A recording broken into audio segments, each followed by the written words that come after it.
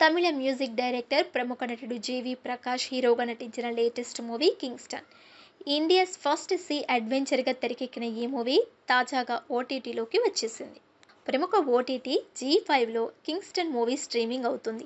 ఈ మేరకు సోషల్ మీడియాలో వేదికగా సదరు ఓటీటీ సంస్థ ఒక స్పెషల్ పోస్టర్ రిలీజ్ చేసింది. వాళ్ళు శాపానికి వ్యతిరేకంగా వెళ్లారా లేక సముద్రం వాళ్ళ విధిని మార్చిందా కనుక్కోండి అంటూ పేర్కొనింది.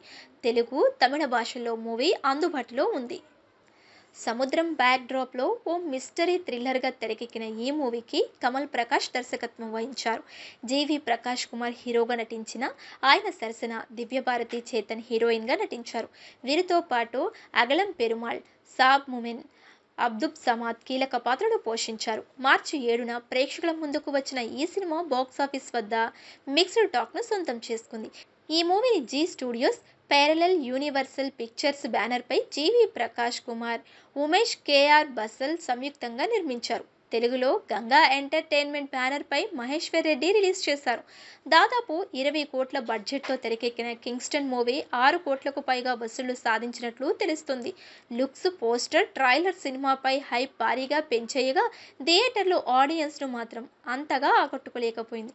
ఇప్పుడు ఓటీటీలో అందుబాటులోకి వచ్చింది. తమిళనాడులో సముద్రం తీరంలోని తోవత్తూర్ గ్రామంలో ఈ స్టోరీ సాగుతుంది.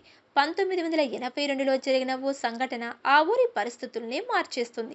ఆ ఊరి ప్రజలు చేపల వేటే జీవనాధారంగా భావిస్తారు. అయితే సముద్రంలో చేపల వేటకు వెళ్లిన వారు శవాలుగా మారతారు.